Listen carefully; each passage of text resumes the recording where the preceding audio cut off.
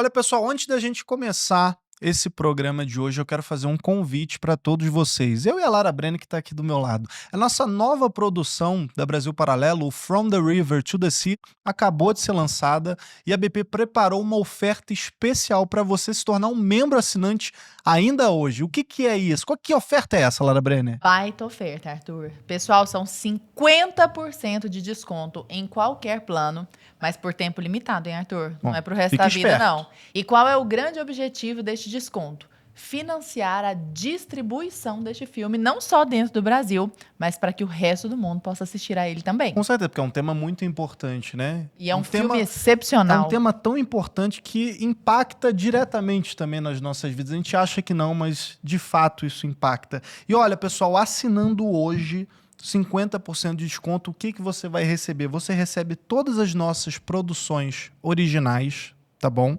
Você recebe catálogos com filmes premiados, catálogos selecionados a dedo para vocês. Você recebe também a BP Kids. BP Kids é um conteúdo seguro e infantil que nós selecionamos para você pai, para você mãe, assistir com as suas crianças em casa, e mais de 90 cursos do nosso núcleo de formação, se escolher o plano mais completo, é claro. Então, pessoal, já toca no link que está aparecendo aí na descrição do vídeo ou aponta a câmera do seu celular para o QR Code que está no cantinho aqui da tela e aproveita esse desconto de 50% que é por tempo limitado, certo, Lara? Certíssimo, 50% por tempo limitado. Escutou? Corre pra não dizer que não ouviu, hein? Ó, clica aí logo.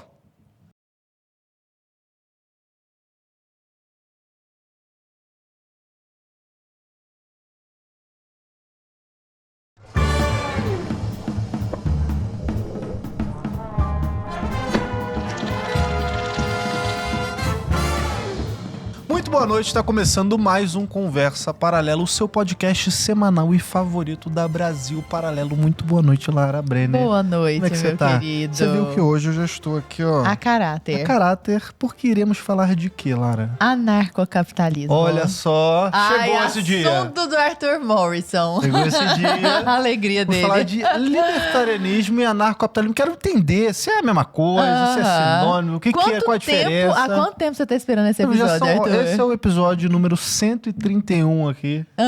Entendeu? Então já tem mais de 100 episódios aí que eu tô esperando aí.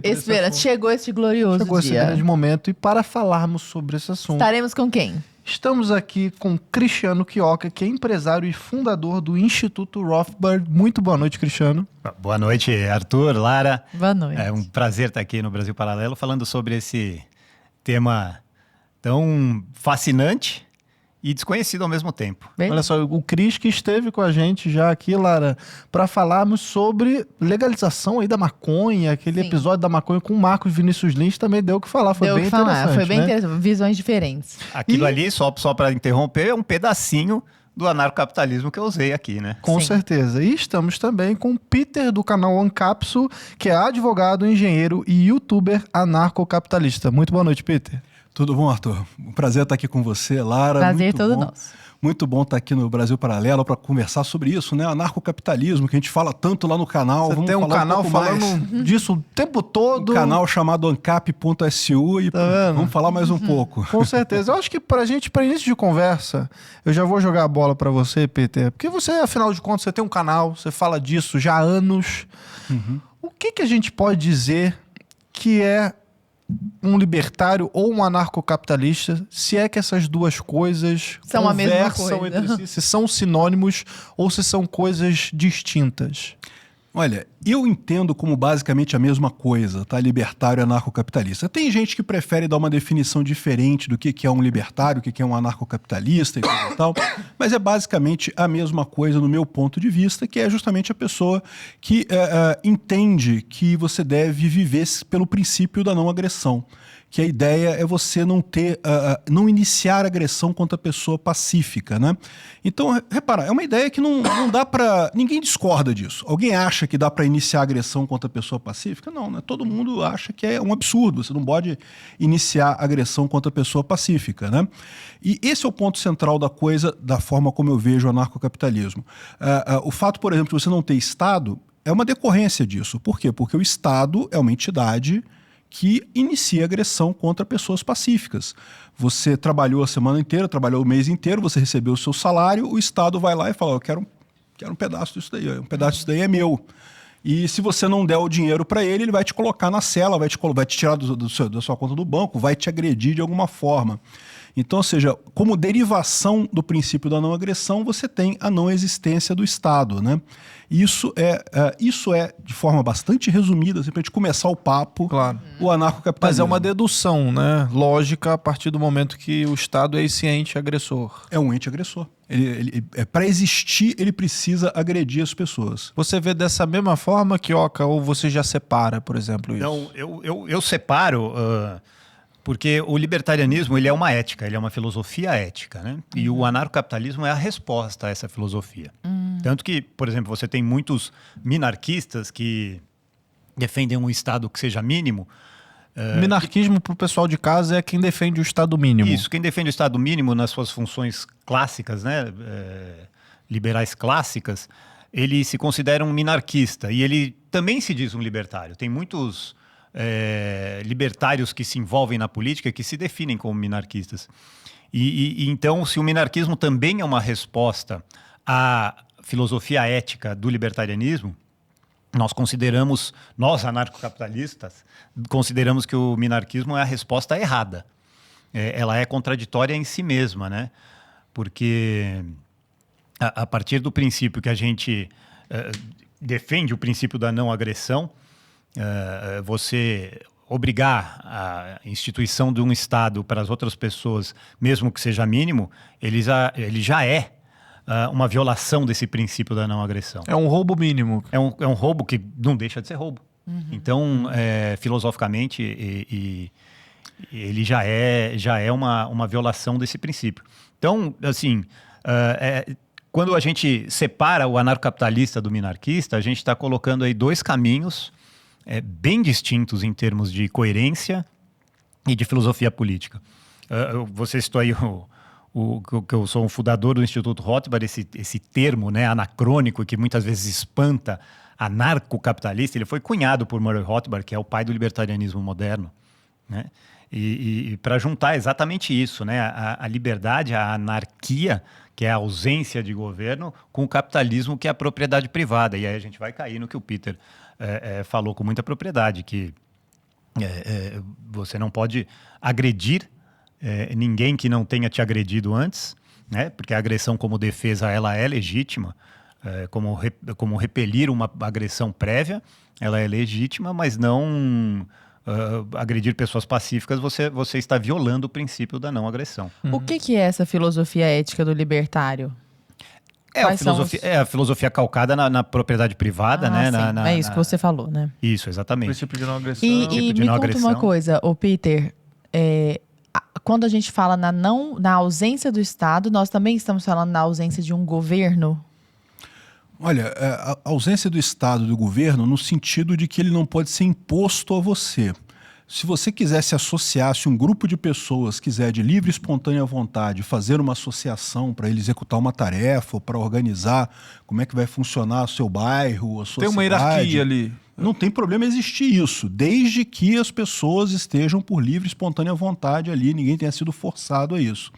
Isso é diferente de um Estado, né?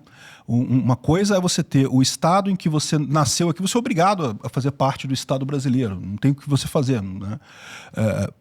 Você vai ser cobrado imposto de qualquer jeito. Outra coisa diferente é quando você decide fazer parte de uma associação e aí você vai lá e assina um contrato em que está especificado ali exatamente o que você vai ter de obrigações, e entre essas obrigações pode ter realmente você contribuir com algum valor, você pode ter que pagar alguma coisa, mas nesse caso não é roubo. Por quê? Porque você aceitou, você assinou um contrato com essa associação. Todo contrato ele vai ter obrigações para ambas as partes, então você vai ter a sua parte da sua obrigação ali, né? E isso é a ideia. Uma coisa que eu acho que vale a pena acrescentar também sobre o nome, o termo anarcocapitalismo, é que o próprio Murray Rothbard não gostava muito desse termo, né? Ele fugia desse termo sempre que podia. É porque anarquismo dá uma ideia de revolução. Na verdade, o Rothbard ele não era tão contra esse termo. Os libertários mais modernos, né, ou os anarcocapitalistas mais modernos, sim, rejeitam mais o Hoppe, por exemplo, Hans Hermann Hoppe, um filósofo alemão, economista alemão também. Ele rejeita esse termo, né? Ele coloca como sociedade de livre mercado. E eu acho que o Arthur ele foi feliz quando ele soltou uma única palavra, hierarquia. Porque muita gente fala anarcocapitalismo, então não vai ter lei, vai ser um oba-oba geral, né? Muito pelo contrário. Saindo correndo pelado na rua. Muito pelo contrário, né? Você coloca as instituições privadas e toda as chamadas instituições intermediárias da sociedade que não são que não fazem parte do Estado, a sociedade em si, e a propriedade privada, elas determinam hierarquia em tudo e determinam leis e regras para o uso dessa propriedade em tudo também. Então, as sociedades privadas, elas têm muito mais leis e hierarquia do que as sociedades governamentais. Que é diferente, né? A sociedade governamental, você vai falar, não, mas olha, quem consegue ler o Código Legal Brasileiro, o Código Civil Brasileiro? Ninguém, né? Um calhamaço do tamanho desse prédio. Mas isso não é lei, isso é legislação, né? Então, é uma diferença, é tentar controlar os outros, ao contrário de você colocar regramento na propriedade privada. É uma diferença sintomática. Então, não, as sociedades... É só você ir num condomínio, por exemplo... Vamos usar um exemplo aqui. Você vai em Alphaville, aqui em São Paulo. Você não tem camelô nas calçadas, porque as ruas são de propriedade privada. Você não tem buraco nas ruas, são muito mais ordenadas. Você tem uma hierarquia de controle dos bens públicos, né, dos bens comuns, né, nesse condomínio. Então, é uma sociedade muito mais organizada do que possa parecer o nome, né? Que e pode nessa afastar sociedade um pouco, tem responsabilidade pessoal, tipo accountability? Tipo, tem CPF, alguém que vai responder por isso aqui pessoalmente? Sem dúvida, né? Quando você lesa, agride, destrói a propriedade alheia, ela cabe a você ressarcir esse indivíduo que foi lesado. Não, desculpa, acho que eu não me fiz entender. Eu tô falando desses que vão ser os gestores. Porque seria uma forma de governo, então haveria alguém que pegaria esse dinheiro, que você, de livre e espontânea vontade, daria, e essa pessoa faria essa gestão em prol da... Mas como um zelador ali. Sim. O cara do condomínio ali. Como um condomínio. Sim. E essa responsabilidade é individual, é CPF que responde. Deixa eu ver se eu entendi o que você quis dizer. Você está dizendo que o gestor responde Sim, ele é contratado para isso, ele tem um contrato em que ele tem que cumprir esse contrato. Se ele fizer alguma besteira, ele vai ter que responsabilizar. Diversas associações, elas têm seus estatutos, que determinam até onde o gestor pode ir, até ele não pode ir. Claro, toda ação humana é uma especulação futura, né? Você nunca sabe o resultado Sim, claro. prévio daquilo que você vai fazer. Então, o gestor pode errar, ele tem esse limite, isso é muito bem especificado estatutariamente em diversas sociedades que até hoje funcionam muito bem, né? Clubes sociais, hospitais de comunidade, né? de colônia, tudo isso aí é muito, muito bem definido. Seria então uma sociedade vivendo como se fosse uma empresa? Ou está muito ultra simplificado isso? Eu acho que é uma sociedade vivendo como sociedade. A sociedade significa esse tipo de troca voluntária. O Estado, a gente às vezes fala a sociedade brasileira e confunde, né, com o Estado brasileiro. Isso é muito errado. O Estado é o oposto do conceito de sociedade, né? Porque uma sociedade é eu vir aqui no Brasil Paralelo voluntariamente, eu comprar um chiclete na banca voluntariamente. O Estado é só força e agressão. Nada que o Estado faz não é sobre a ponta de um revólver, em última instância. Então, isso é o oposto de sociedade. Isso não tem nada a ver com a sociedade, que é uma livre associação. Então, é muito interessante isso aí, a gente fazer essa diferenciação.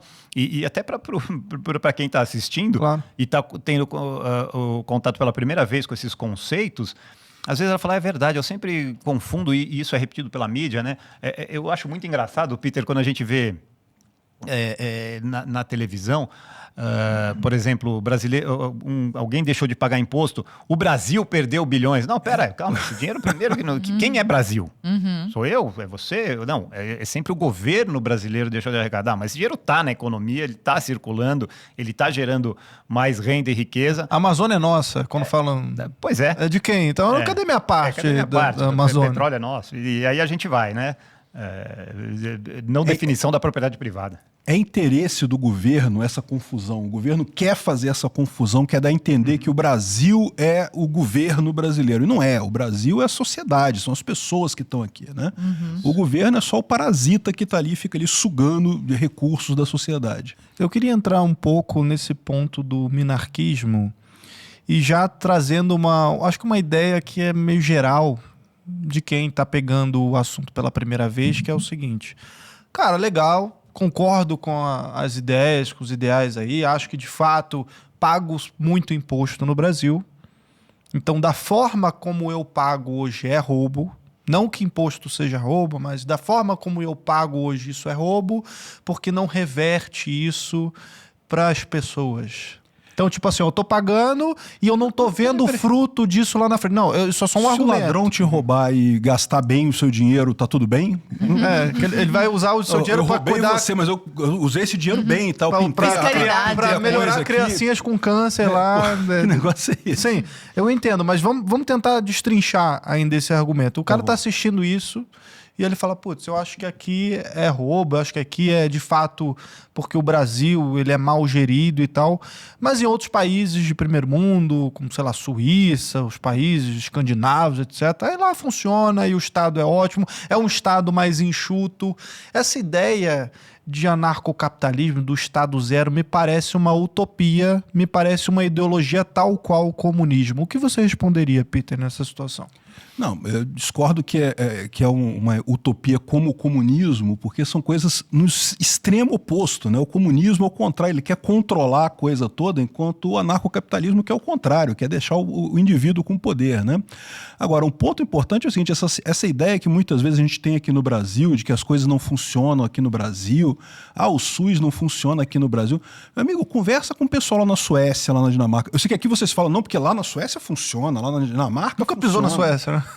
Na Inglaterra, faz o seguinte, assiste o jornal do pessoal lá, eles criticando o NHS lá da Inglaterra. Lá na Inglaterra, que é um país muito mais rico que o Brasil, saúde pública não funciona do mesmo jeito. Em todo lugar é a mesma coisa, o Estado gasta dinheiro demais, gasta mal gasto, é ineficiente, tira dinheiro da sociedade, tira dinheiro das pessoas e não retorna nem um décimo do que faz. O problema é a coisa em si, não é a quantidade, não é a eficiência, não é nada disso, né? Então, eu discordo que esse negócio que existem lugares em que o Estado funciona. Não, em todos os lugares o Estado não funciona. Você pode ter... Tem países mais ricos que podem dar a impressão de que as coisas são melhores do que aqui, mas não é porque o Estado funciona, é porque realmente a sociedade ali... Inclusive, você pegar o caso da Suécia, era um país que era extremamente livre economicamente durante muito tempo, e daí vem a grande riqueza que tem lá na sociedade deles. Mas o Estado não funciona em lugar nenhum, né? Kioka, deixa-me só tentar visualizar que eu tô com um pouco de dificuldade, mas também porque vai me perdoando a ignorância. Não, eu imagino que seja a ignorância da maioria que está em casa, então por isso que eu tô tranquila. Tentando visualizar isso na prática, então. A gente tira a figura do Estado, a gente coloca formas de governo, seriam formas descentralizadas, evidentemente, né? Mas isso seriam o quê? Seriam como se fossem assim, cidades, mini-cidades, comunidades. Como que seria isso na prática? Olha, a gente tem hoje na cabeça, né? A gente não consegue nem visualizar ou imaginar algo diferente do Estado moderno, né? Exato. Mas por milênios... feudos, né? Por milênios, a sociedade europeia medieval, ela teve uma forma de Estado que ela em nada se assemelhava ao Estado moderno, desse senso de justiça torto, de que eu tenho que pagar pela educação do filho de fulano, de Beltrano, de Cicrano. Onde está a justiça nisso, né? Eu sou obrigado a pagar pela educação do seu filho, mas por quê? Então, toda essa miríade, essa abstração praticamente que a gente vive hoje do Estado moderno, ela é estranha para milênios de civilização ocidental, pelo menos. Por que eu estou falando isso? Porque por muitos anos as cidades mercado, né, que eram as cidades italianas do Renascimento italiano, do florescimento italiano, elas funcionavam como entidades privadas. Então, é muito engraçado, né? Hoje você tem, por exemplo, quem nada produz pode votar. Isso é, ele está escolhendo o que você que produz, o que vai ser feito com o dinheiro que você produz. É como se fosse o porteiro votando na reunião de condomínio. Ele não tem absolutamente nenhuma propriedade sobre aquilo, mas ele vai decidir o futuro daquele condomínio. Esse é o que a gente vive hoje. As cidades-estado medievais, não só italianas, mas de todo o medievo europeu, votava quem contribuía, na proporção que contribuía. Isso não é estranho. Até no Brasil a gente teve as nossas Assembleias Constituintes primeiras no Império, elas funcionavam assim, só podia votar em parlamento só podia votar o orçamento quem contribuía para tal orçamento. Né? Que pagava funcionam as empresas, né? Exatamente, só pode votar em assembleia de empresa quem é acionista da empresa. Então, quem tem parte do capital. Então, essa organização funcionou por muito tempo. Então, você pega a Gênova, por exemplo, uma cidade mercante, muito, muito próspera, muito rica e por sua vez, muito atacada também por quem não queria ter acesso a essa riqueza exuberante que o comércio proporcionava para Gênova. E todo o sistema de defesa foram feitos por esses donos desse condomínio.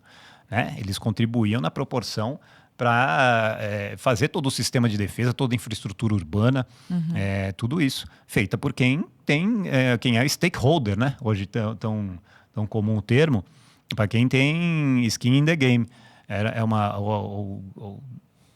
Tem algo de fato de capital de tal cidade ou de tal localidade. Então, faz muito mais sentido se a gente se despide de toda esse véu ideológico e propagandista do Estado moderno, a gente começar a pensar como eram. E isso fascina, porque quem vai fazer turismo na Europa vai atrás do quê? De toneladas de história. Então, quando você anda para uma cidade dessa, você fala como que essa exuberância foi construída? É pelo poder da economia livre de mercado. Toda essa acumulação de capital que a gente imagina, a Suécia, tudo isso foi toda a alocação de capital europeia, ela foi feita nesse período livre. Agora, fazendo aqui o papel do advogado diabo, Peter, se quem vota é quem está com skin in the game, que é quem faz as contribuições financeiras, eu imagino que quem seja apaixonado pela ideia de democracia vai pensar assim, mas então o miserável não tem poder de voto. Então quem vai entrar em defesa dos seus interesses se ele não tem poder de voto? Pois é, mas a ideia nessa história é que o Estado justamente ele não faz justiça social. Ele mente para você que ele vai fazer justiça social. Puro populismo, né? O populismo, né? Então, hoje não adianta o cara que não tem nada também votar no Estado, porque no final das contas o Estado não vai resolver o problema Tem umas dele. migalhas ali, pronto. Eu gosto de descrever a coisa de uma outra, usando um outro paralelo, tá? Uma outra forma de ver a coisa, que é o seguinte: você imagina que aqui no Brasil, ao invés de a gente fazer uma eleição para escolher entre um governo de direita e um governo de esquerda, você criasse duas empresas de segurança aqui no Brasil, que são empresas que vão garantir a sua subsistência básica. O que o governo faz hoje? O governo, em tese, ele garante um mínimo de segurança física para as pessoas, um mínimo de educação, de coisa. Então, esse é o papel do governo. Imagina que você tivesse várias empresas dessas, pelo menos duas. A empresa Lula e a empresa Bolsonaro. Como exemplo, direita e esquerda, sei lá. Sim. E aí, se você quiser, na época da eleição, você vota, ao invés de ter uma eleição para você votar, você escolhe qual empresa dessa que você quer fazer parte. E aí você vai contribuir, essas empresas vão cobrar a contribuição conforme for cada uma delas, né? O imposto vai ser de acordo com o estatuto dessa empresa. E é lógico, se essa empresa te fornecer mais serviços, né? Você pode ter, por hipótese, uma empresa que não te oferece saúde gratuita. Você não tem SUS. Você vai pagar um pouco menos de imposto, mas você não vai ter SUS. Aí você pode escolher qual das duas que você quer. você escolhe qual empresa dessas de segurança que você faria, que você iria querer fazer parte, né? Repara como é que já seria só nisso daí uma maneira de você diminuir a tensão social que a gente tem hoje, que é muito grande, né? Você tem dois modelos na esquerda e na direita. A esquerda, que é um Estado grande, que vai cuidar de tudo, que vai resolver todos os problemas com toda a ineficiência que tem o Estado, e a direita, que é um Estado mais enxuto, que vai resolver alguns problemas, mas não vai resolver todos os problemas. Em compensação, não vai não vai atrapalhar tanto o mercado, não vai tirar tanto imposto e coisa e tal. Você pode escolher qual que você quer fazer parte. Se você quiser mais proteção, quiser mais SUS, MEC, não sei o que lá, você paga mais caro um pouquinho em termos de imposto e você vai ter esse acesso. Se você não quiser, você vai para outra empresa, né? Isso é uma coisa muito mais justa no final das contas, porque você consegue resolver, você consegue evitar que as pessoas estejam bancando um Estado que elas não acreditam, um Estado que elas não consideram justo nessa história. É quase ser governado pelo político que você escolheu ali na eleição. Porque, por exemplo, você pegou Lula e Bolsonaro. Foi 51-49, vamos dizer assim. Significa dizer que metade do país, praticamente metade do país, não queria aquele representante lá. Exatamente. E democracia, no final das contas, é isso. Ou seja, então é sobre liberdade, é sobre essa liberdade de escolha. Ah, mas todo mundo votou. Eu entendo o argumento de tá todo mundo falando, todo mundo votou. Beleza, mas se estamos nós quatro aqui, estamos numa ilha perdida assim, não tem comida, não tem nada, e a gente tira aqui num palitinho, vamos votar em quem deve, sei lá, morrer, se sacrificar pra gente se alimentar e ficar vivo. Isso é justo, no final das contas? Não tem como ser. Não, se eu puder dar uma palhinha por favor, nesse gancho que a Lara colocou aqui, para nós, amantes da liberdade, em primeiro lugar, é muito estranha essa ideia de tudo é democracia. Quem disse que o meu ganha-pão deve estar à mercê de um parlamento votado? Quem disse que o que eu quero fumar, cheirar, comer tem que estar à mercê de um parlamento votado? Quem disse que a defesa da minha família deve estar à mercê de um parlamento que tenha sido votado pela maioria? De jeito nenhum. A maioria não tem ingerência sobre como o indivíduo deve levar a sua vida e gestar a sua propriedade. Então, essa ideia de democracia de que a gente resolve tudo no voto é muito estranha. Não só para o anarcocapitalista, para o indivíduo de uma forma geral. E as pessoas muitas vezes não percebem isso. É muito engraçado. Pô, Arthur, você colocou perfeito. Você deu o exemplo brasileiro, mas hoje todas as democracias estão caminhando para o 51-49 cada vez mais. E isso é uma ditadura da maioria, né? É uma fratura social enorme. Essa fratura só pode ser resolvida de um jeito. Os políticos não podem ter ingerência sobre as decisões dos indivíduos e sobre a propriedade dos indivíduos. O Estado não pode ser esse monstro de 1000 tentáculos que decide sobre a nossa educação, sobre a nossa poupança, sobre a nossa segurança, sobre a nossa alimentação, sobre como educar nossos filhos, sobre como fazer minha casa, como plantar minha comida. O Estado, hoje em dia, ele interfere em absolutamente tudo. Sim. E assim, você falou o anarcocapitalismo é uma utopia. Não. O Estado moderno é que é uma distopia completa, que no afã de tentar resolver absolutamente todos os problemas de todo mundo, ele só cria mais problemas para todo mundo. Não consegue nem entregar a carta dentro do prazo, né? Esse é o conceito de distopia que nós observamos dia a dia na nossa vida. Mas só para retomar, então, ele falou, suponhamos que fosse a empresa Lula e a empresa Bolsonaro, então. E aí você escolhe sob qual gestão você quer estar. Afinal de contas, você é um indivíduo livre. Só que ambas as gestões custam alguma coisa.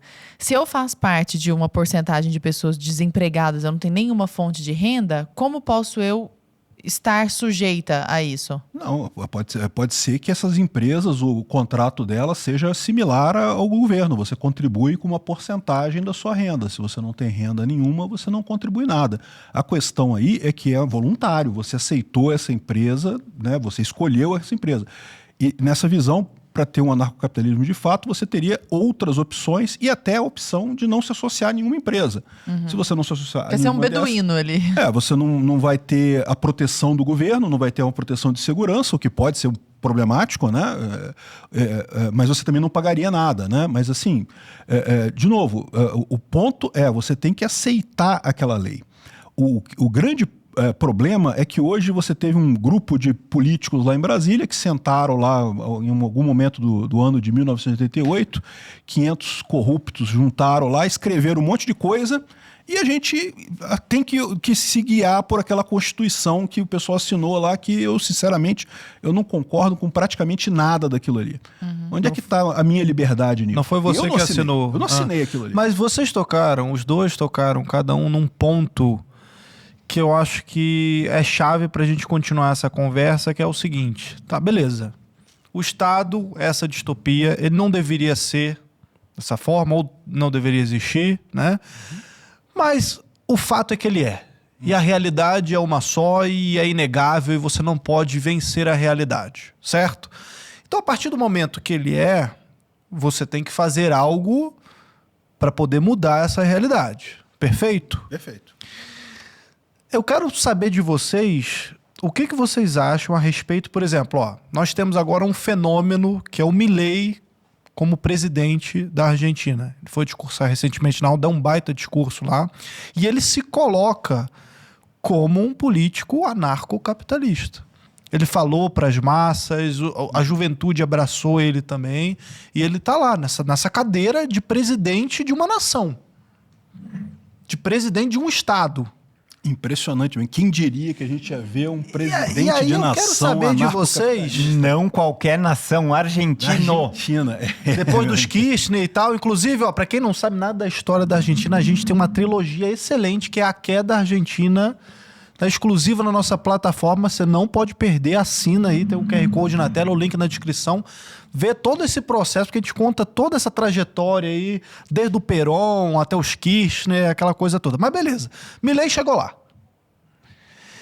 Pra você, Peter, por exemplo, e eu jogo a mesma pergunta pra você, Kioka, é incoerente um libertário se candidatar e entrar pra política? Porque a partir do momento que o Estado já é preciso fazer alguma coisa. Não existe lugar vazio lá. Alguém tem que ocupar essa cadeira. Não é melhor ter o Milei lá do que um comunista? Não, eu concordo plenamente. Eu sempre deixei claro que, na minha visão, a gente tem que ocupar os espaços mesmo. Libertário Mas tem que entrar na incoerente ou não é? política e coisa e tal. Eu não vejo como incoerente. A questão toda que eu vejo é justamente o sentido que você vai dar para isso. E o sentido que o Milei está fazendo é positivo em pelo menos duas partes, né? A primeira parte é a questão da divulgação. Isso é uma coisa importantíssima. Como vocês mesmo falaram, né, o anarcocapitalismo ainda é visto como uma coisa que o pessoal nem sabe, que é brincadeira, isso não existe, anarcocapitalismo, coisa e tal. Parece muita gente... Coisa estranha, né? Jovem que assiste anime. Exato. Jovem. E o fato de você ter um presidente agora do país, ali, um cara, né, guiando o país com esses princípios, isso já dá toda uma outra visão da coisa, né? E o outro ponto disso é que ele está caminhando no sentido correto, porque quer você acha que o Estado deva ser zero, ou deva ser mínimo, ou deva ser duplas empresas de segurança, o fato é ele tem que diminuir de tamanho. Esse caminho ninguém questiona, o Estado tem que diminuir de tamanho. O Milei está indo nesse sentido. Então, ou seja, eu acho que não apenas ele está fazendo uma coisa muito positiva, como arrisca, se der certo, porque existe o risco, né? A economia argentina ainda é uma economia muito debilitada por ele pegou anos um país e anos. já assim, né? Ele pegou um país muito... Mas se ele conseguir, de fato, salvar o país, arrisca ele se tornar realmente um farol para o mundo todo, em termos de anarcocapitalismo. Mostrar que o caminho é esse, é assim que você tem que ir. Você tem que ir no sentido de diminuir o Estado. O que você acha, o Kioka? Ou você acha isso que o Peter falou? Ou você acha que, por exemplo, porque tem o argumento também da máfia, né? Do cara que o cara que vai entrar para a máfia para acabar com a máfia por dentro, ele tem que agir como um mafioso, ele tem que entrar nos preceitos da máfia, fazer o que a máfia faz, ele vai acabar se tornando mafioso. O que você... Sem dúvida nenhuma é um risco, a gente observa esse risco na própria administração Milei, né? Porque assim, o papel do libertário e do anarcocapitalista na política é fundamental e primordial, é o que o Peter falou, é educacional. Porque, como eu disse antes, se o Estado hoje e a política são 1000 tentáculos, está em absolutamente todos os lugares da nossa vida, se interfere e penetra em todos os lugares da sociedade, também é um fato que a tribuna política é a tribuna que toda a população escuta, né? Então, tudo que o político fala ecoa. Então, nós tivemos o exemplo nos Estados Unidos do Ron Paul, que é o político libertário, foi deputado por diversos mandatos, e ele jamais conseguiu aprovar uma única lei que fosse. Então, você fala, então ele foi uma perda de tempo. Não, porque da sua tribuna política, ele vendeu mais de 10 milhões de livros a respeito do dinheiro estatal, do Banco Central e suas interferências no dinheiro, e todo o mal que isso causa para a sociedade americana. Então, a partir do momento que tem 10 milhões de pessoas lendo sobre o fim do Banco Central e a adoção de uma moeda sólida, não inflacionária, isso já é um papel importantíssimo que, como político, ele conseguiu essa tribuna de divulgação. Uhum. A cadeira de deputado nos Estados Unidos e concorrendo às primárias das eleições. Na Argentina, nós estamos vendo um discurso ainda mais profundo, ainda mais claro, com esse fenômeno da comunicação que é o Milei. O Milei, antes de tudo, ele começou o discurso dele na ONU dizendo: eu não sou um político, eu estou um político, eu sou um economista. E no meu papel de economista, eu divulgo essas verdades. Ele teve uma brecha na mídia argentina, e a popularidade das ideias disparou com as participações deles nos programas, a ponto dele se tornar deputado e 2 anos e meio depois, presidente da Argentina. Nossa, isso é muito louco. Ainda que ele não tenha sido eleito na sua totalidade pelas ideias que ele defendia, ou pelo frangalho que se tornou a economia argentina, pela debacle total da economia argentina, e isso gerou a votação talvez no outsider, ele na cadeira de presidente da Argentina está falando: o imposto é roubo, Estado é quadrilha. Isso é revolucionário. E mais do que revolucionário, isso é pedagógico. Isso é pedagógico. Então, se a gente está vendo no governo Milei com esse risco que o Arthur colocou brilhante, dele se tornar o mafioso ele mesmo, isso está acontecendo. Porque as primeiras medidas dele são de concertação, de arrumar as contas, ele elevou alguns tributos. Vai ter que ceder, né? A acomodação do jogo político, ele está numa cadeira política, em última instância, ou em primeira instância. Mas, por exemplo, esse número mágico, se o Estado vai ser 0, o Milei estipulou, o Estado vai ser 25%. Essa é a meta dele. Economista que é, né? Ele falou, não, o Estado vai ter um peso na sociedade argentina de 25%. Quanto que tá? Você sabe? Tem alguma previsão assim, de quanto tá, mais ou menos? Só para a gente fazer essa estimativa? Essa estimativa é muito difícil, porque existe o tal do imposto oculto. Isso significa, se a legislação obriga o Brasil Paralelo a ter um segurança armado aqui nos estúdios, então significa que o peso do Estado não é só o quanto você paga de tributo, mas o salário que você paga para esses segurança. Porque você não contrataria ele se não fosse uma obrigação. Se não fosse uma obrigação. Então você vai perguntar, pô, mas peraí, eu pago uma carga tributária de 38, mas eu sou obrigado a ter isso, se não tivesse isso aqui, você vai para 60, 70. E hoje eu acredito que esse número, não tenho da Argentina, mas é só você andar por qualquer empresa, ver o balanço de qualquer empresa e você vai ver um monte de custo ali que são obrigações legais. Então, todo esse peso de ineficiência, ele é o tamanho do Estado. Uhum. Ele é calculável, mas ele é de difícil cálculo.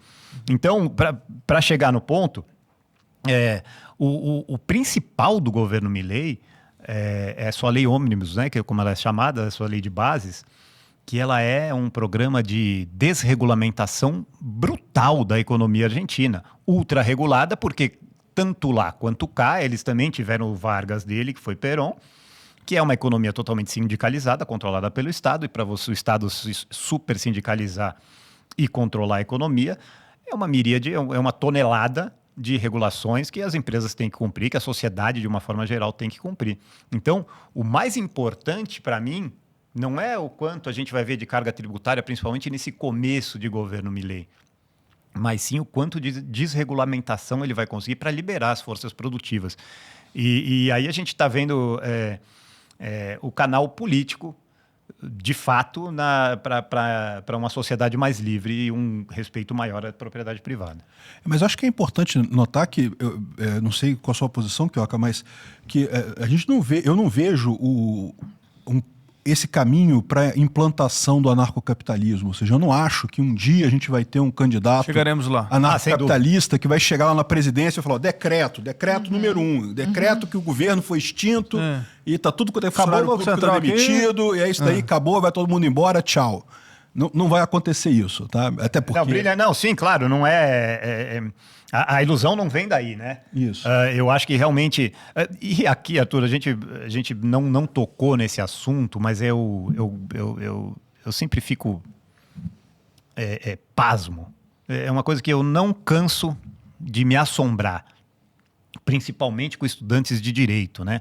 Porque toda essa sandice do Estado moderno é baseado num fictício contrato social, que nem eu, nem você, nem o Peter, nem a Lara, nem ninguém assinou.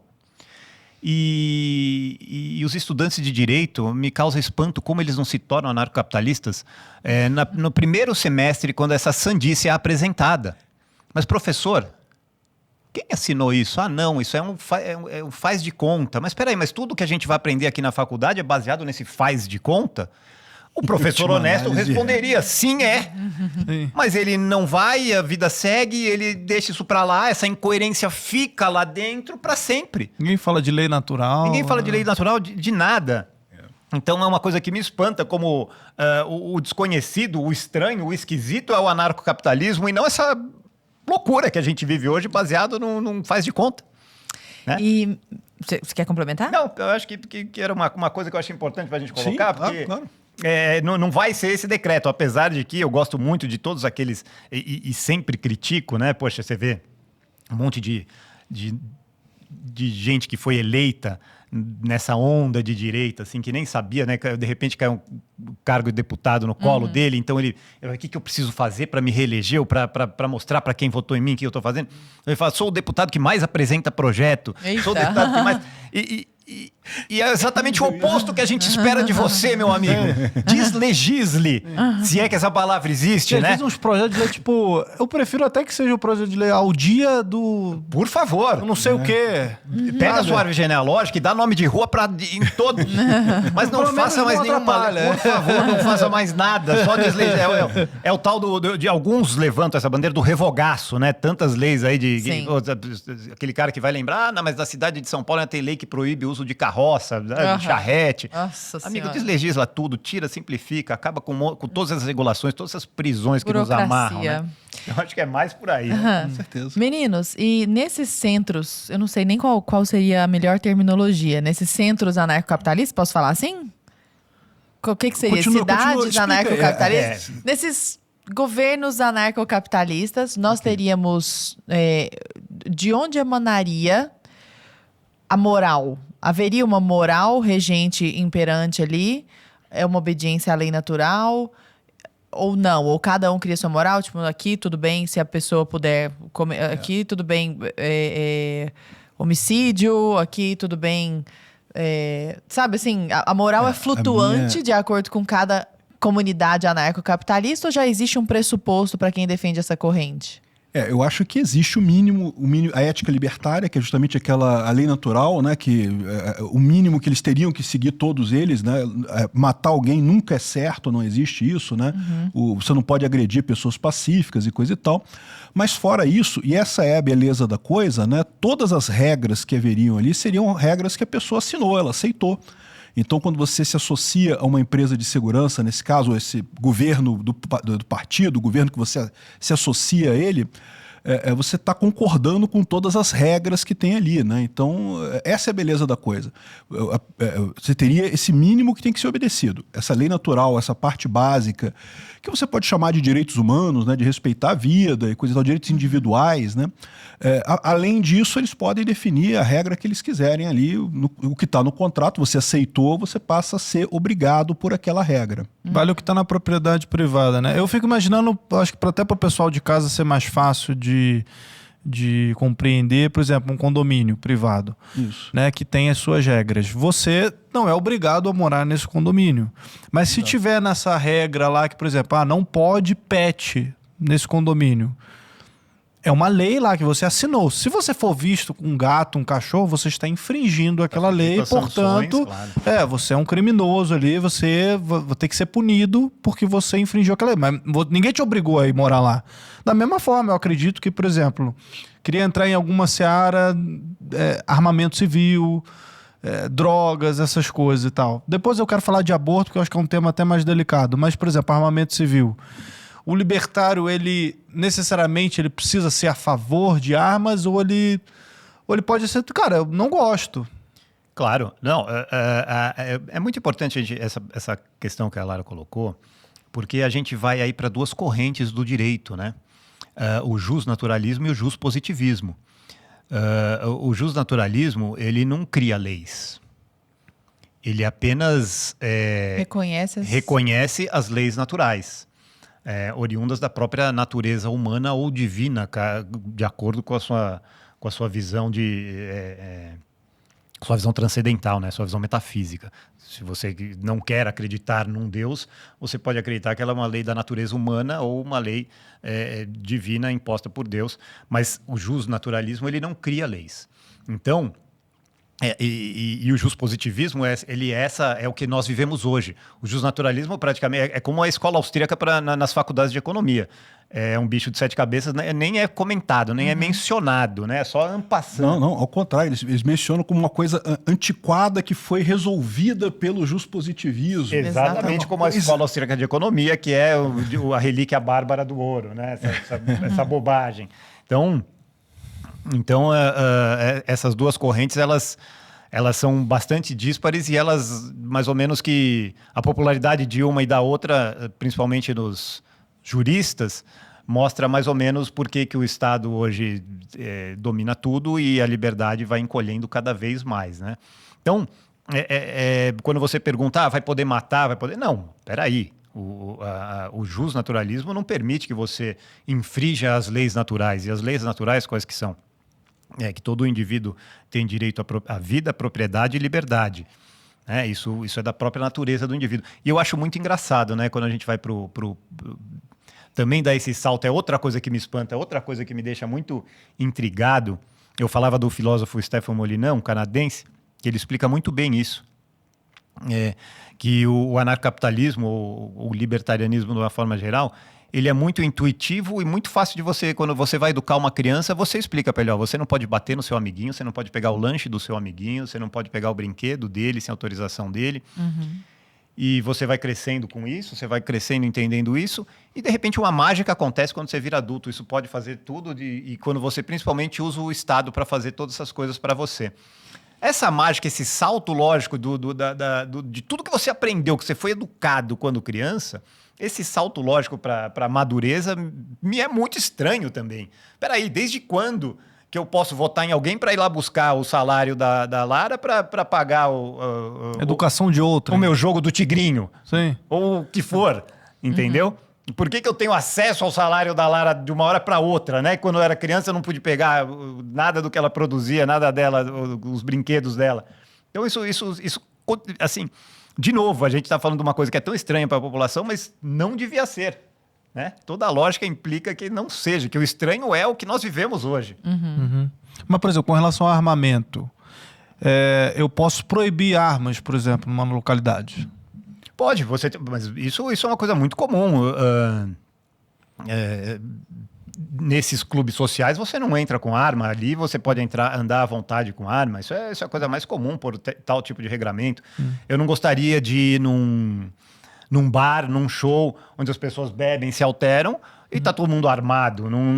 Pra mim não é interessante. Eu só não posso impedir você de querer se armar se você quiser. Claro, se eu passar na porta ali com a minha arma, tudo bem, mas você não pode adentrar nesse evento aqui, porque as pessoas que estão aqui estão pressupondo que ninguém vai ter arma, que vai ser uma coisa bem controlada, tem segurança. É uma decisão, e aí, de novo, né, é a riqueza de variedade, de diferentes arranjos sociais que uma sociedade livre proporciona. Ao contrário dessa massificada. Não, você tem certeza que naquele restaurante ninguém vai ter arma. Qual o resultado disso? O que a gente tá vendo. Os tais dos arrastões nos restaurantes que nós tivemos tão comum aqui em São Paulo. O cara entrava, ele tinha certeza absoluta que ele não ia ser incomodado por outro restaurante, ninguém metia uma arma aqui, apontava pro restaurante, todo mundo entregava. Ou tu vê as gun-free zones nos Estados Unidos, né? Que é a delícia pro ladrão. Mas, por exemplo, você tá falando de restaurante, associação, condomínios, etc. Eles são tudo locais privados. Nem tudo é privado, né, Peter? Você vai, por exemplo, numa praia. No anarcocapitalismo tudo é privado. Tá, mas aí, por exemplo, beleza, mas não chegamos lá. Beleza. Mas você tem as águas públicas, né? De uma certa forma, você tem Então, uma área, se o cara tá na rua, por exemplo, e aí, como é que funciona isso aí? Se o cara tá na rua ou tá na praia? A praia é de todo mundo. Sim, vigie o direito natural. Você não pode impedir a pessoa de andar armada, você só tem ingerência sobre a sua propriedade, você só tem controle da porta para dentro, né? Na área pública, não.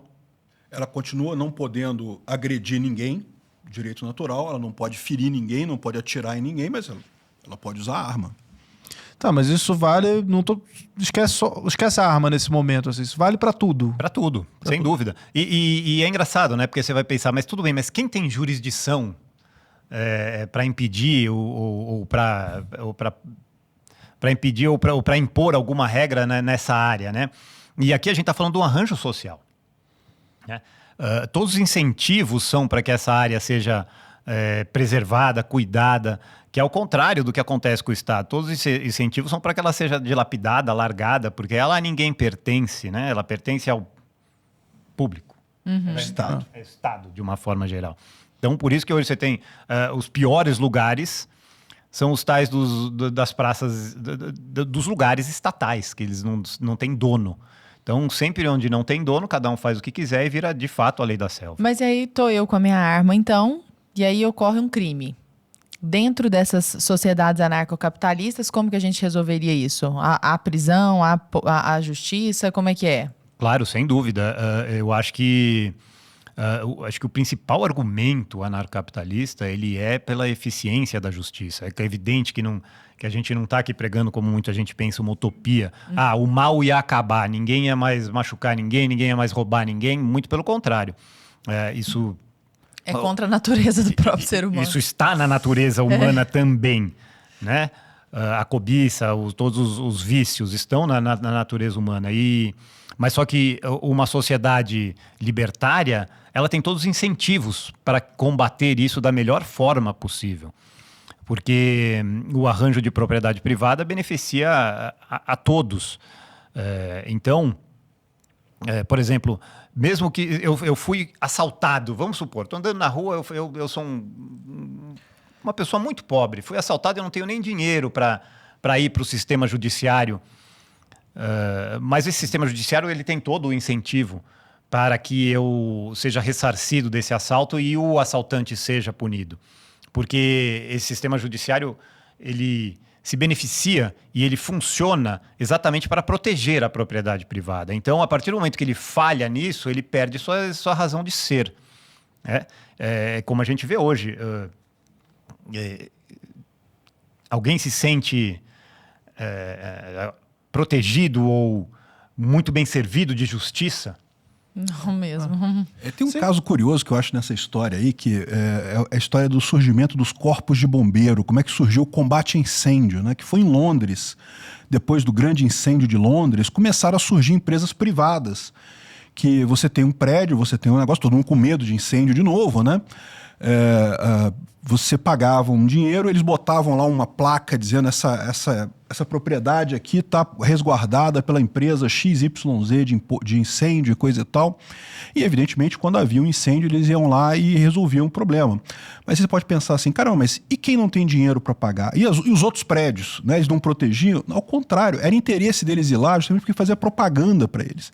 Então, sempre que tinha incêndio, o problema maior que eles tinham, o que levou...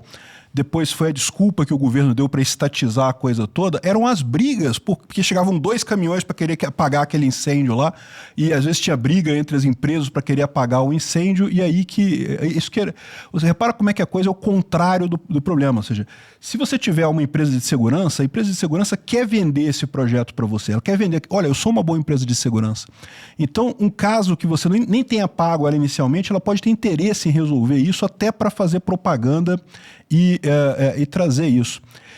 E eu acho que tem uma outra visão que eu acho muito bacana nessa história, que é justamente a visão de como é que eu acho que é o principal dessa história. Você pode dizer assim, não, muito bacana anarcocapitalismo e coisa e tal, mas como é que a gente chega lá? O Estado não vai acabar. Como que vai ser essa transição, né? Como é que a gente vai chegar lá? E o que eu digo sempre é isso, a gente está indo. A gente está caminhando para lá. Você pode reparar que tudo que está acontecendo na nossa sociedade hoje em dia é caminho de anarcocapitalismo. Por exemplo, tribunais arbitrais. Durante muito tempo aqui no Brasil só se usava justiça privada, justiça estatal.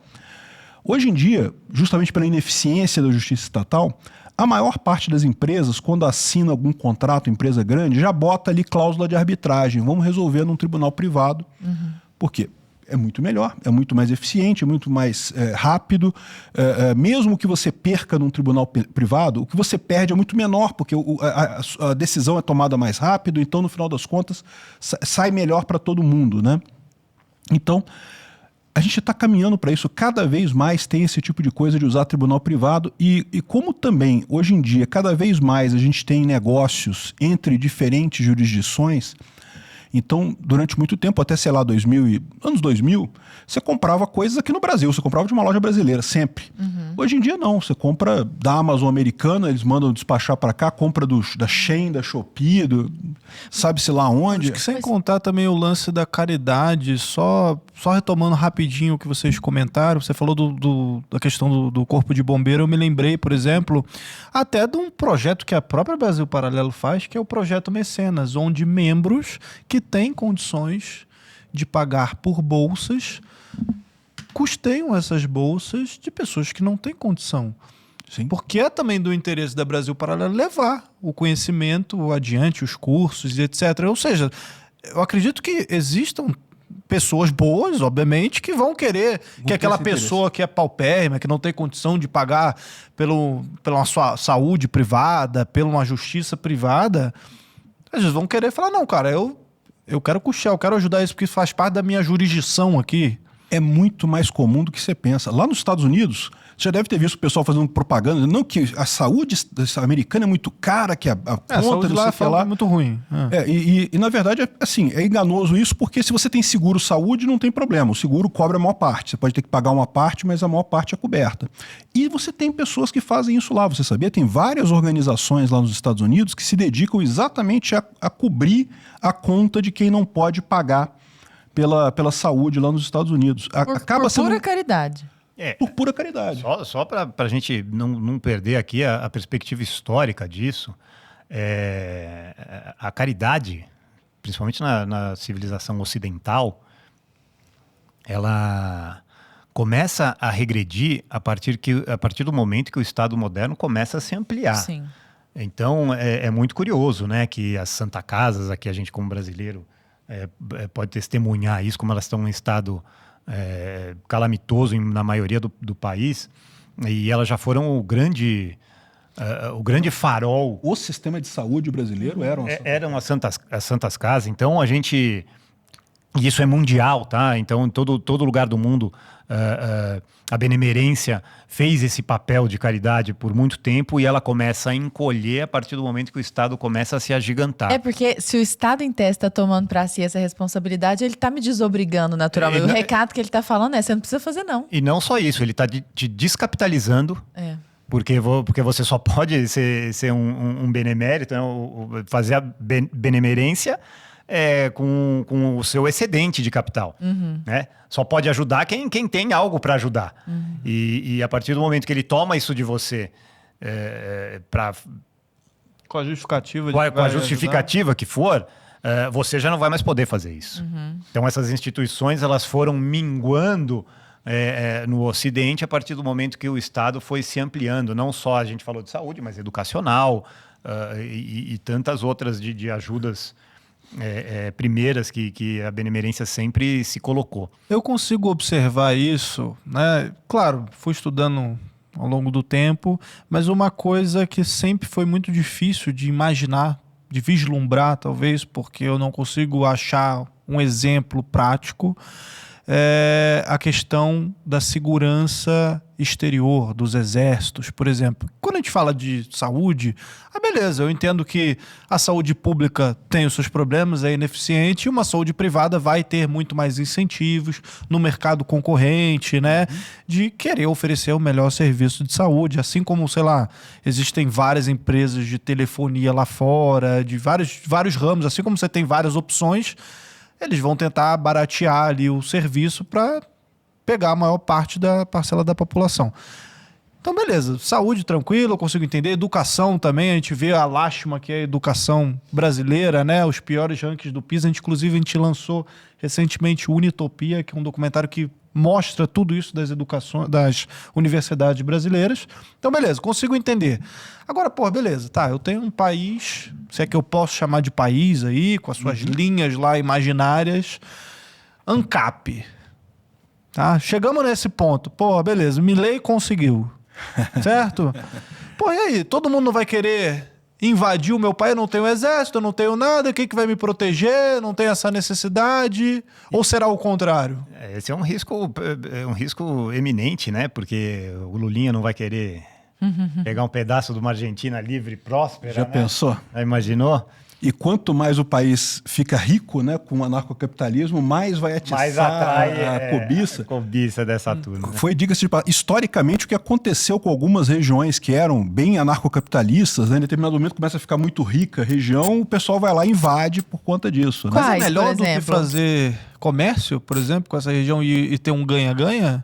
O que eu vejo é o seguinte, a gente está caminhando para o anarcocapitalismo no mundo inteiro. A ideia é perder força, o militarismo no mundo inteiro. No momento que você não tiver Estado em lugar nenhum, você não tem também risco. Porque você não pode ser invadido, você não vai invadir ninguém, mas você também não pode ser invadido. Né? Mas essas coisas vão caminhar num ritmo diferente. Né? Essas coisas vão demorar um tempo para chegar lá. E muitas idas e vindas também, né? Retrocessos, avanços. Ela perguntou quais, né? Alguns exemplos seria interessante. Também. Cospaia. Cospaia? República de Cospaia. Era entre os estados papais e Florença, na Itália. O que aconteceu? Havia uma briga grande entre Florença e os estados papais na época, e aí ficou aquela região ali de Cospaia, ficou meio que esquecida. Deixaram para lá. Eles combinaram que não é nem meu nem seu, deixa o pessoal ali. Aquilo ali floresceu muito na época, justamente com, se não me engano, foi com cultivo de fumo. Eles começaram a fazer cultivo de fumo e coisa e tal, e foi um sucesso na Europa, deu certo, e ficaram muito ricos e coisa e tal. E aí foi nesse ponto que o negócio começou a pegar. Foram 400 anos de independência de Cospaia, alguma coisa assim, 300 a 400 anos. Agora me conta uma coisa, Peter. Você falou que existe essa tendência ao anarcocapitalismo, né? Que nós já estamos observando esse movimento. Eu não sei se é porque minha visão está enviesada, mas parece que eu acho que é o movimento oposto com a tendência a um governo mundial, assim, desde a criação da ONU, com essa pegada globalista. Rússia, China, Estados Unidos. O que a gente está vendo é a reação do Estado, né? Por que você acha que o Lula estava lá na ONU pedindo de joelhos para uma Constituição mundial? Por favor, faça uma Constituição para a gente ser subserviente à ONU. Porque o Lula está vendo que ele não consegue mais se reeleger aqui no Brasil, né? Ou seja, isso é a prova da decadência do Estado moderno. Exatamente. Eles estão querendo isso por conta... Só que o princípio que eu acredito que a gente está indo para o anarcocapitalismo é porque, justamente pelo problema do cálculo econômico, hierarquias grandes se tornam ineficientes. Então, mesmo que por hipótese, em algum momento do futuro, eles decidam fazer isso. Não, vamos implementar o Estado mundial com o mega presidente da ONU mandando em todo mundo e coisa e tal... Não vai dar certo. Vai crechar muito rápido isso daí.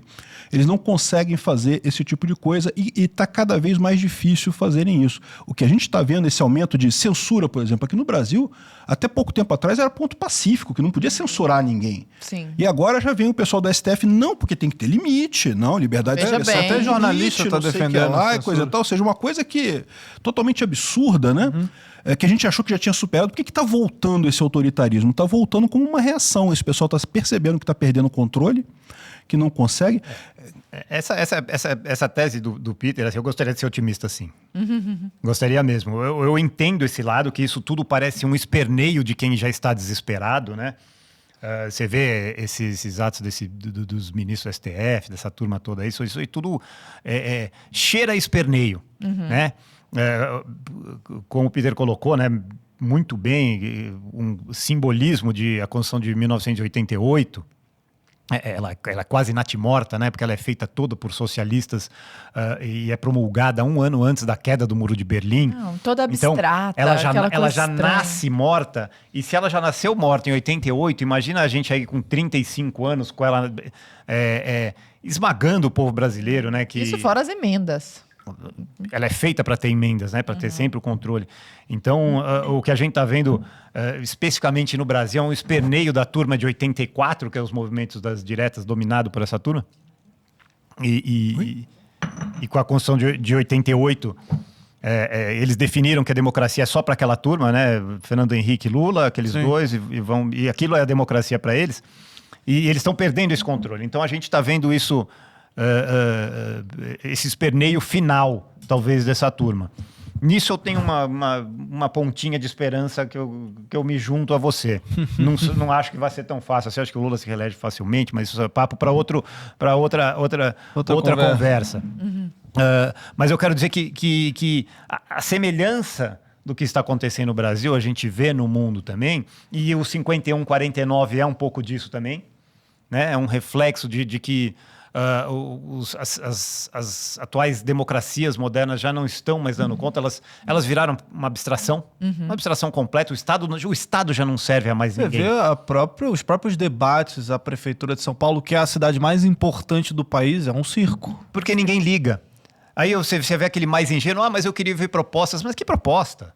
Ninguém está nem aí para isso. Mesmo. Não vai fazer nada, não vai mudar nada. A prefeitura já é um órgão, já é um ser vivo que se alimenta a si mesmo e só serve para ela mesma. Isso que a gente está falando da prefeitura, a gente não vai nem para o governo do Estado e União, que para a população total é uma abstração.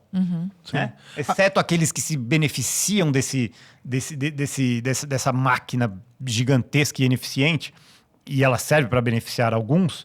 Mas a sociedade como um todo já não tem mais relação absolutamente nenhuma, não tem absolutamente controle nenhum.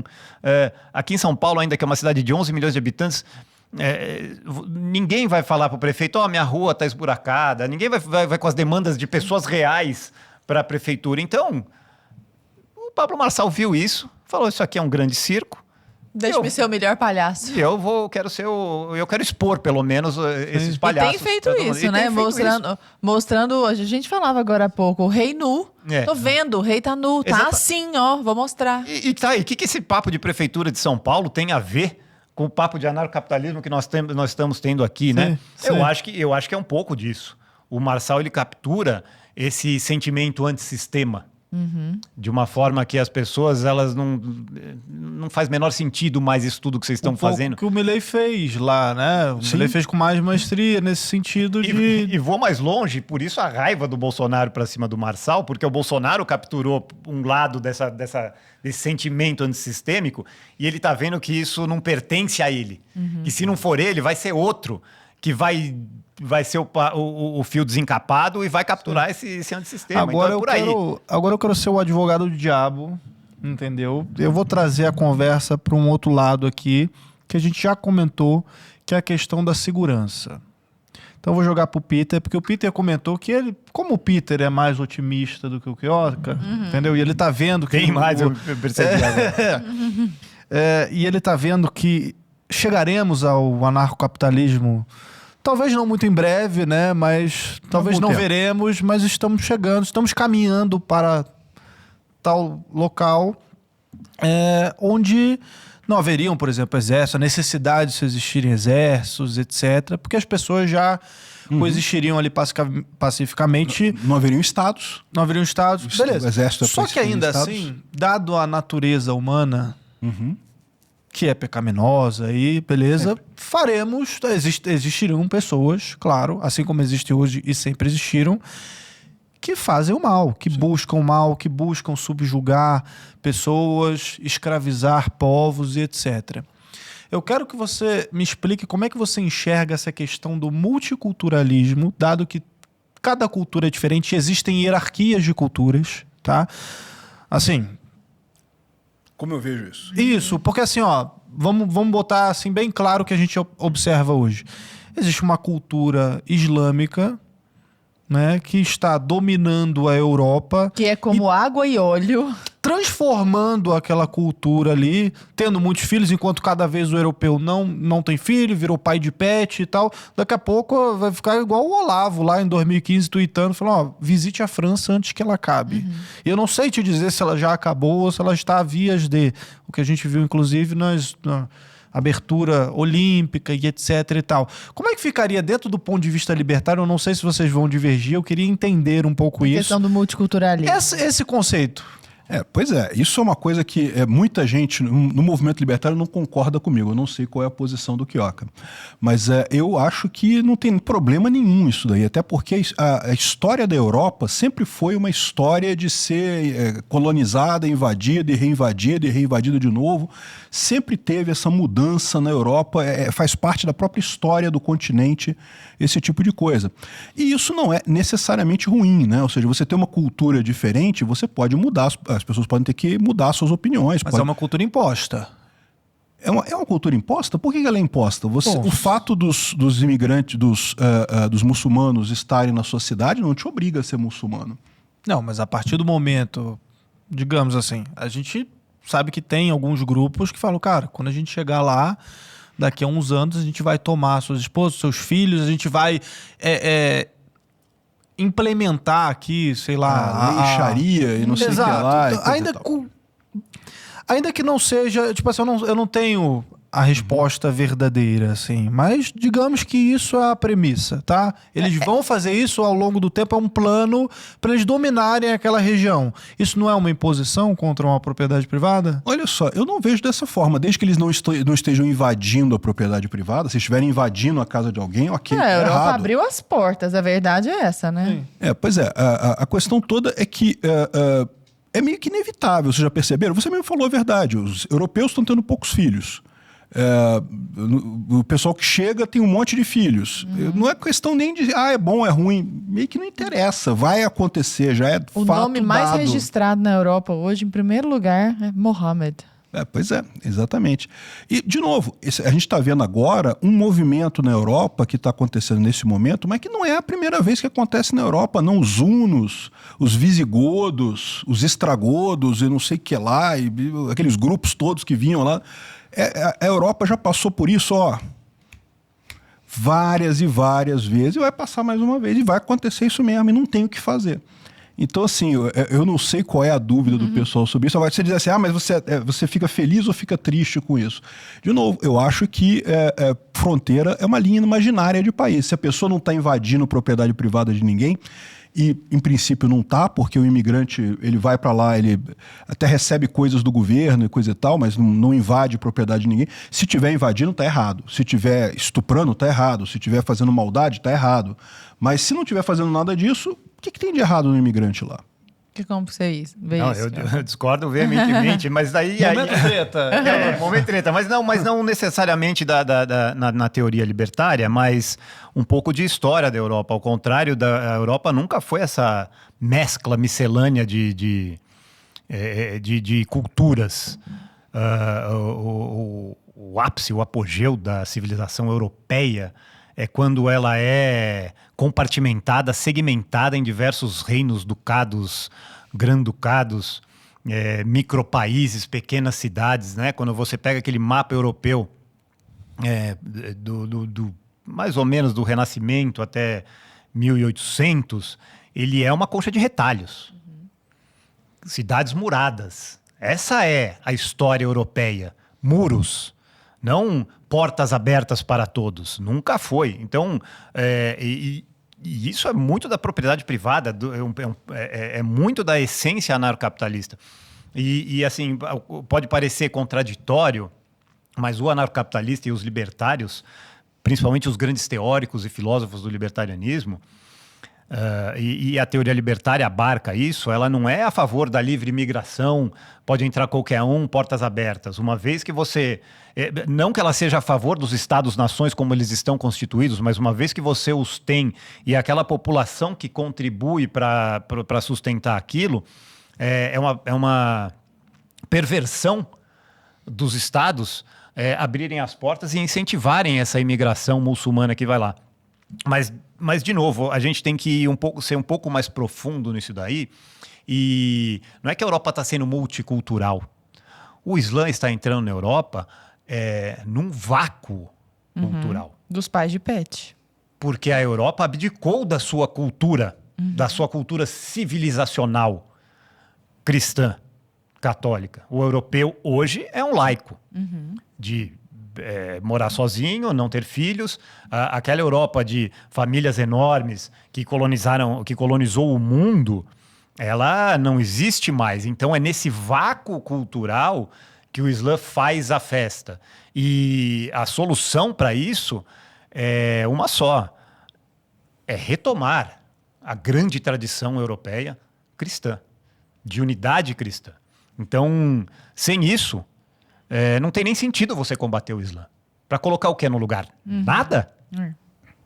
Já que você tocou no assunto do cristianismo, é possível um libertário, um anarcocapitalista ser cristão, ser conservador?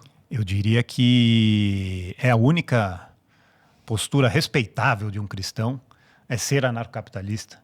Porque o princípio da não agressão ele é um mandamento. Você não roubar, não roubarás. Então, toda a moral cristã enseja para a subsidiariedade, a propriedade privada e a não agressão. Me faz pouco sentido alguém que se diga cristão e seja a favor da violência institucionalizada. Mas eu sou a favor de ter do Estado fazer um hospital. Mas peraí, mas você vai tirar de alguém. A força. Você está deliberadamente cometendo uma violência contra uma pessoa, contra um irmão cristão seu, para fazer caridade, e não é caridade, com dinheiro alheio. Então, isso é totalmente anacrônico para um cristão, a caridade que não seja com o seu próprio esforço, com seus próprios recursos. Isso é uma sinalização falsa de virtude, né? Eu vou defender hospital para pobre, mas com o dinheiro lá de quem trabalhou, porque eu aqui não vou botar um centavo nada nisso. Então é muito contraditório esse tipo de posição dos ditos cristãos. Eu acho que só pode abraçar totalmente o cristianismo aquele que jamais vai iniciar violência contra o seu próximo. Tem uma coisa que eu acho que é importante acrescentar nesse ponto de vista sobre imigração, que, como eu falei, eu acho que é um movimento, o que for de natural deve ser respeitado, deve ter renovação mesmo e coisa e tal, mas eu tenho às vezes dúvidas se esse movimento imigratório na Europa hoje é um movimento espontâneo, se isso não é de fato uma espécie de guerra híbrida, ao contrário, de pessoas que estão deliberadamente mandando esses imigrantes para a Europa de forma específica. Então, acho que isso daí certamente não é libertário. Esse tipo de coisa não seria libertário. Entendi. Agora, só uma provocação aqui. Por que um anarcocapitalismo, eu até gostaria dos dois, e não a monarquia? Qual é a vantagem do ANCAP sobre o sistema monárquico, já que nós trouxemos o exemplo da Europa murada, que funcionava bem dentro de um sistema monárquico, porque se você parar para pensar, só complementando, uma família é uma monarquia. Uma empresa é uma monarquia. Existe um cabeça, existem os acionistas, existem os diretores, e é de cima para baixo que se organiza a sociedade, né? A empresa, a propriedade, etc. Uma família é o pai, a mãe. E com aquilo que a gente falou no começo, com accountability. Tipo, você sabe quem é responsável por quê. E tem CPF. Eu consigo enxergar, por exemplo, Lara, Porque uma monarquia e não uma democracia, né? Porque, pô, não, isso aí, acho que qualquer... Eu acho que é óbvio até pro pessoal de casa, porque você pega, por exemplo, o rei, ele vai passar, né, aquele reino para o seu descendente, ou seja, então do interesse do monarca preservar aquele reino para ele não jogar a bucha pro próprio filho dele. Na presidência, né, na democracia atual, assim, no presidencialismo, cara, o cara pega, fica 4 anos ali, o outro que pega a bucha e problema dele. Mas então por quê? Um anarcocapitalismo e não uma monarquia? Every man's house is his castle, né? Robin Hood. A gente, o Peter, acho que nisso a gente concorda 100%. E aí também é um pouco de história europeia, hein? Como surgiram as monarquias. Elas são fruto antes de um arranjo aristocrático. Essa aristocracia prévia que deu origem às monarquias, ela vem de Carlos Magno, que foi numa intenção de unificar a Europa. A bainha da espada, ele foi conquistando e colonizando diversos vazios que foram deixados pós-Império Romano. E essas figuras locais emergiram como uma elite natural. E no decorrer disso, vieram os monarcas, e o anarcocapitalismo, ele é dessa origem, porque essa aristocracia, ela era dona dessas terras, dessas vastas propriedades, e também dos pequenos povoados e cidades, mercado, né, que a cidade tem origem no mercado, quando a produção rural se encontrava em cidades para transacionar os bens produzidos, e assim começaram a surgir e emergir as cidades. Então, essa aristocracia que dá origem à monarquia nada mais é do que um arranjo anarcocapitalista, porque o monarca, como você bem disse, ele é proprietário daquela terra, e é muito curioso isso, porque é uma questão de incentivos, né? O monarca, como ele é dono daquilo, ele vai cuidar daquilo da melhor forma possível, porque é dali que vem o sustento dele, aquele é o capital produtivo que ele tem. Então a gente compara isso com um fazendeiro. Um fazendeiro nunca, o proprietário de uma terra agrícola, ele nunca vai destruir essa terra, ou vai exaurir ela em 4 anos. Porque o democrata, ele tem 4 ou 8 anos, né? O presidente eleito nas democracias, ele tem 4 ou 8 anos para exaurir absolutamente tudo, raspar o cofre.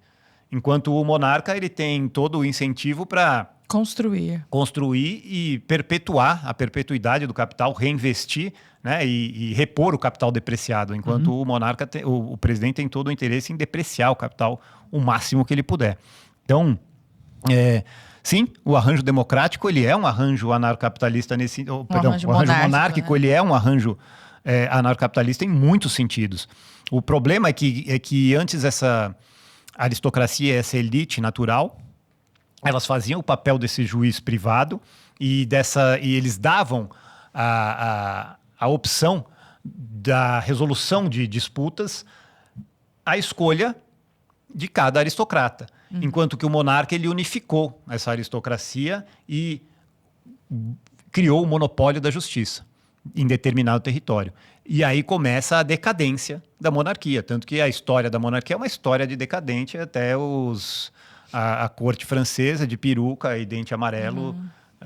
Mas não deixa de ser um Estado? Vou divergir, porque... Mas não deixa de ser um Estado isso? Pois é um Estado, esse que é o problema. Sim. Você falou da família, você falou da empresa, né? A família é um arranjo, é verdade, mas é um arranjo que de certa forma é temporário. Quando você é criança, você está ali sobre o jugo do seu pai, coisa e tal, por conta de você estar aprendendo. Mas depois, se você quiser, você sai de casa, né? Se você não gosta dos seus pais, você nunca mais fala com eles, vai embora e pronto, né?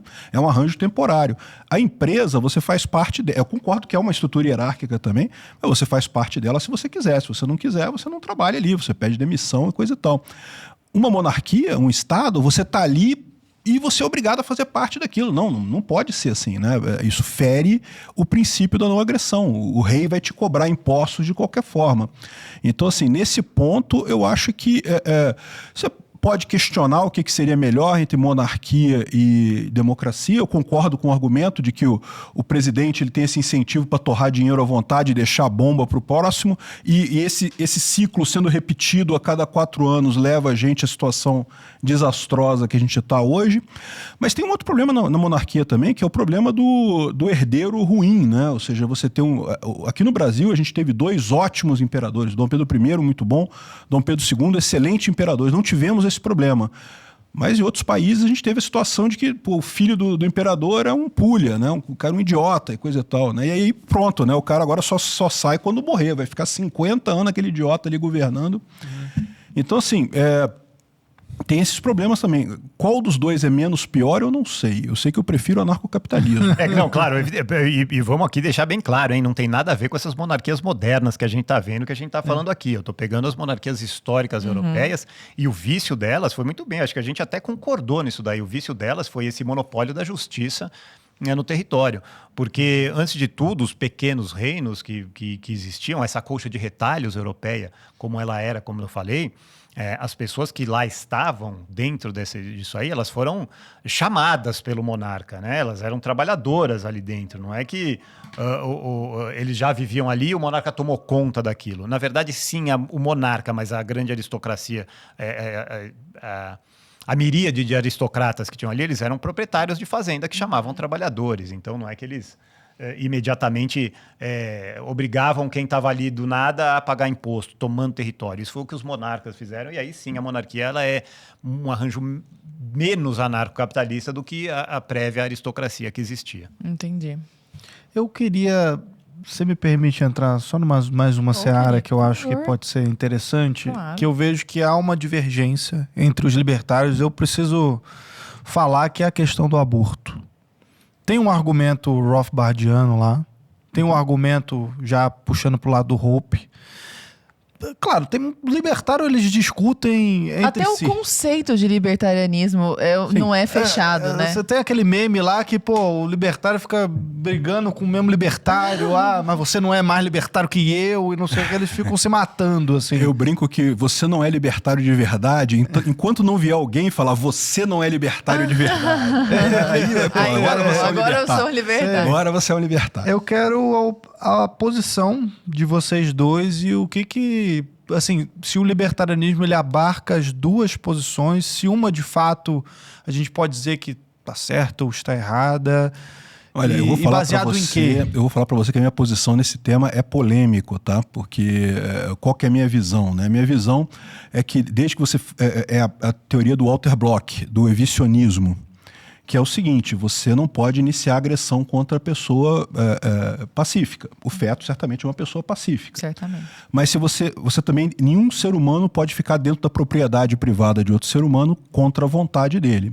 Então, a visão do Walter Block é que se você tirar o feto sem danificar ele, sem matar o feto no processo, isso é legítimo. Você não estaria ferindo a integridade do feto e também estaria respeitando o direito da mãe, que o corpo é dela, tem um outro ser humano dentro do corpo dela, ele seria retirado dali. Peter, eu não entendi. Tirar o feto sem danificar Imagina o feto? que Mas vai matar o feto. O feto vai morrer depois porque ele é incapaz de se manter vivo, sim. Não, mas Não. calma aí. Mas assim, Não, mas peraí, rapidão. Isso não é uma revolta contra a ordem natural das coisas? Tipo, uma revolta contra a própria lei natural, que é a base do anarcocapitalismo? A gente bate naquele assunto que eu falei para vocês. Você pode... o direito à vida, você tem o direito de que não tirem a sua vida, de que você não tem o direito que as pessoas façam coisas para te manter vivo, que elas façam alguma coisa para te manter vivo. Pra te tirar a vida, no caso, né? Não. Você tem o direito que ninguém te tire a sua vida. Sim. Mas se você precisa... as pessoas não são obrigadas a te manter vivo. Eu citei até o exemplo... Eu cito às vezes o exemplo do transplante de rim.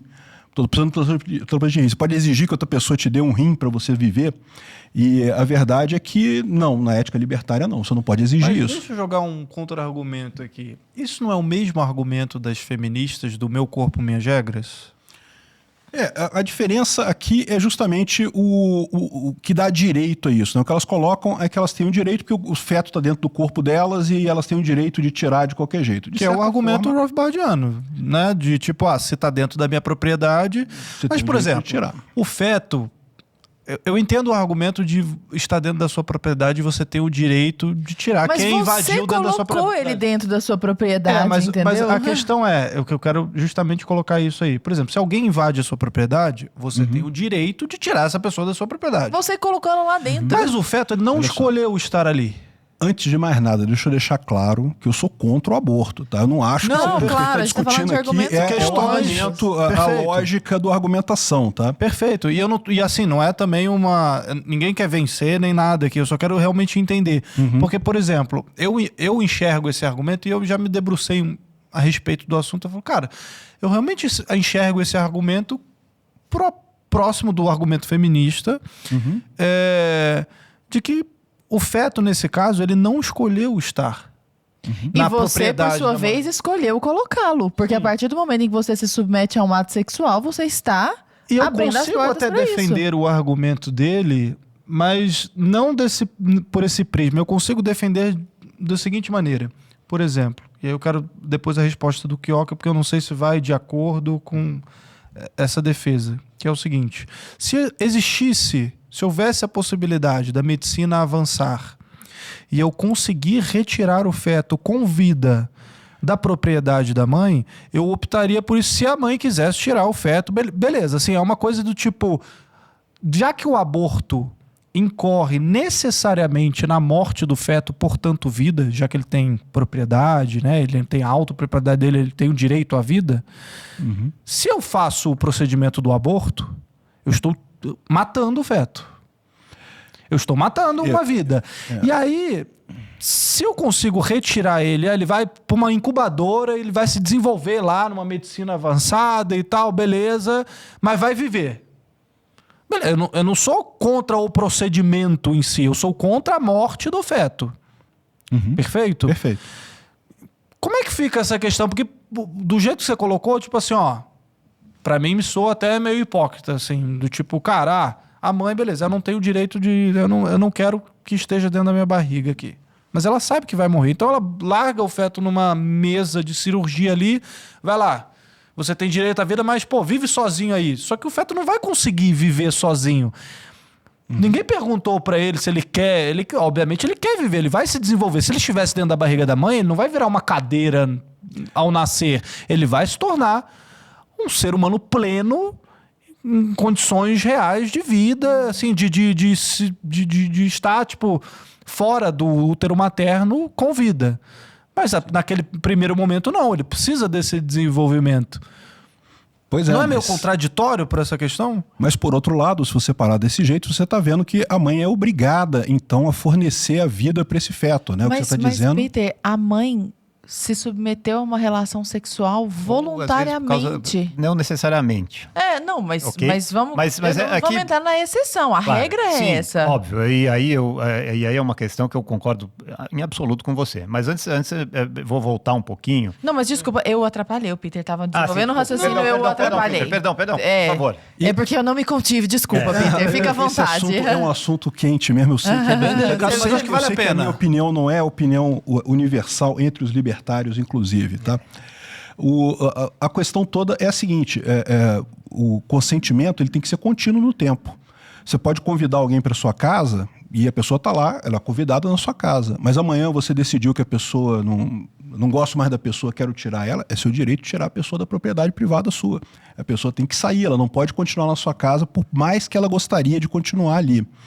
Então, assim, eu não sou a favor do aborto, sou contrário a isso, acho que não deveria ser assim, mas a questão é a seguinte, você tem uma base da ética libertária, que essa base ela tem que ser totalmente sem contradição, mas ela é só a base.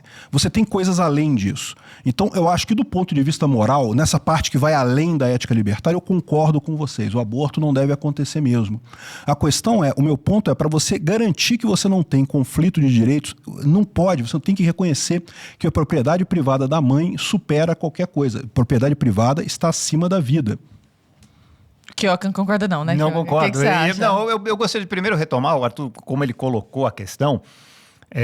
Primeiro, o meu corpo, minhas regras, ele é um libelo libertário, tomado pelas feministas para um caso específico. Polêmico, hein? Para um caso específico, para um interesse delas na causa delas. Uhum.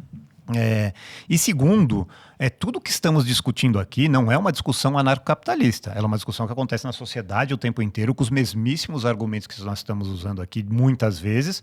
Mas o que nós estamos colocando aqui é toda essa discussão sob a ética libertária anarcocapitalista. Bom, muito bonito. Dito tudo isso, o Peter ele colocou aqui de uma forma muito, muito clara a necessidade de uma ética ser coerente. Ela não pode ser contraditória em si mesma. Porém, isso é muito bonito na teoria. Mas... E aí também, a gente vai entrar ali se é teoria ou não, mas a Lara está coberta de razão. A teoria, ela não pode negar a realidade. E a realidade tirou, matou. E se você tira, você está desrespeitando a vida. Por que a gente vai colocar a propriedade em primeiro lugar e a vida em segundo nos direitos naturais? Não há essa ordem, não há essa hierarquia. Eu acho que é o contrário. Você só pode ter propriedade se você estiver vivo. Então, a vida, para mim, se existe uma hierarquia, a vida, para mim, é o começo de tudo. Sem morto, não há ética. Né? Então, eu acho que é importante a gente colocar que a vida não pode ser ceifada em nenhum momento. Então, sim, a partir do momento que a mulher está grávida, isso é um dado da natureza. Ela pode não querer ficar com o feto. Aquele útero não é dela. Uhum. É uma propriedade comum entre ela e o feto até o nascimento. Ainda que ela queira doar depois para alguma família. É muito interessante aqui, porque a gente está discutindo isso e tentando chegar num ponto ético coerente, sem usar o argumento religioso. Ele não é necessário para isso, porque o que a gente está vendo aqui qual é a propriedade de quem ou não. Sim. Então, se a gente define a trindade dos direitos naturais como vida, propriedade e liberdade, a gente vai entender que realmente a propriedade para estar vivo, para o feto estar vivo, é que ele esteja naquele útero até o seu nascimento, né? Até a data que ele sair de lá, e aí ele aquela ali não é mais propriedade dele, ele não utiliza-se mais daquele lugar para estar vivo. Então, eu acho que a ética libertária, e hoje em dia isso está virando quase que uma opinião majoritária dentro do libertarianismo, que é contra o aborto. Quando Rothbard, o pai do libertarianismo moderno, ele faz a ética da liberdade, ele escreve aquele libelo, que é maravilhoso em muitos pontos. Ele coloca essa questão que o Peter colocou de que o corpo da mulher não é do feto, então ela poderia tirar dela porque não pertence mais, mas eu acho que a natureza refuta esse argumento dele, no sentido de que ali é dos dois. Até o nascimento.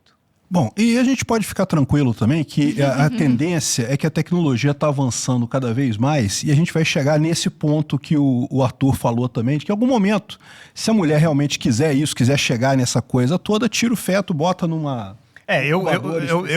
Eu ficaria muito triste se a gente chegasse nesse momento. Eu acho que é uma desumanização completa que o avanço tecnológico pode propiciar e para pior, né, nas relações. Eu gosto mais ao contrário de avançar na tecnologia, retroagir no tempo, e a solução que a sociedade deu para isso chama-se orfanato. Doação, tão populares em adoção, tantas épocas, adoção. Orfanatos que você vai ver. Às vezes você vê aquelas construções, né, um casarão que vai daqui a ali com não sei quantos quartos, mas o que era? Que é um orfanato.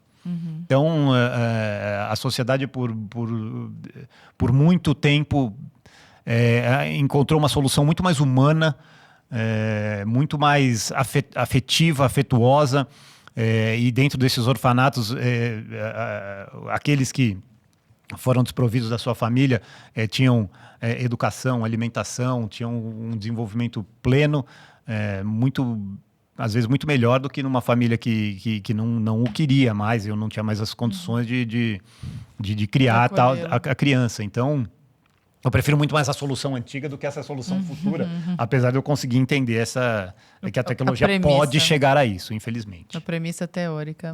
Acho que falamos sobre bastante coisa aqui nesse deu para dar um né, belo contorno. Eu queria, antes da gente terminar, propor alguns autores, né? Pedir para eles indicarem alguns autores. E obras. Isso, para o pessoal de casa que está querendo entender um pouco mais, se familiarizar mais com esse assunto, poder estudar, né? De fato, ou se são só coisas de sites e blogs ou canais, às vezes de YouTube, igual o seu, eu tenho uma pergunta antes. Hoje, existe algum tipo de sociedade que se aproxime mais do anarcocapitalismo nos moldes que nós discutimos aqui? Tem. A sociedade de países. Se você parar para pensar, como é que funcionam os países na prática, né? Não tem um governo central de todos eles. Eles querem até criar, mas não existe, né? Então, cada país, na verdade, toma decisão conforme for. Tem acordos entre eles, tem contratos entre eles. Quando um país comete um crime, invade outro país, ele é processado pelos outros países, os países impõem sanções e eventualmente mandam tropas. Então, se você parar para pensar, é verdade que não tem lugar no globo que não tenha um Estado, mas a forma como o planeta Terra funciona é muito parecido com o anarcocapitalismo, já é uma forma libertária no final das contas. O direito internacional é muito libertário. Eu gosto. O Peter foi pro macro, eu vou pro micro. O Brasil Paralelo, a minha empresa, a empresa de fulano, a padaria de cicrano. Ali, por mais que o Estado tente interferir, ele tem autonomia sobre grande parte do seu capital, da sua propriedade, impor suas regras. Felizmente, o Estado ainda não tem tentáculo para dizer como tem que ser o sanduíche de mortadela da padoca aqui do lado, onde deve estar o microfone e qual a qualidade do café que você tem que servir aqui. Então, toda a interação humana, desde que não coercitiva, ela é um pouquinho do anarcocapitalismo dentro dos corações de vocês. Que maravilha. Eu queria... E as indicações? Indicações de autores ou de livros, de filmes, talvez... Olha, eu gosto muito da Ética da Liberdade, do Murray Rothbard. Foi o livro que me fez virar a chave em determinado momento da minha vida. Gosto muito desse. Gosto os livros do Mises. Embora o Mises não seja anarcocapitalista propriamente dito, toda a teoria econômica por trás disso é muito bacana. 6 lições, eu acho muito legal. Ação Humana é um pouco mais pesado, mas vale a pena também. E... o da propriedade privada do Walter Block também eu acho muito importante, porque é um tema que é um outro tema polêmico que a gente não entrou aqui, né? A questão da propriedade intelectual.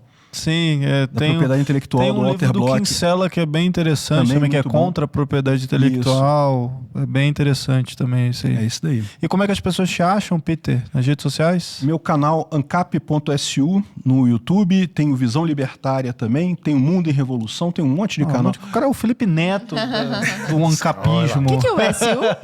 Oi? O que é o SU? SU é uma brincadeira que eu fiz com o Soviet Union, né? União Soviética. Quando saiu o sufixo de internet, o .su, né?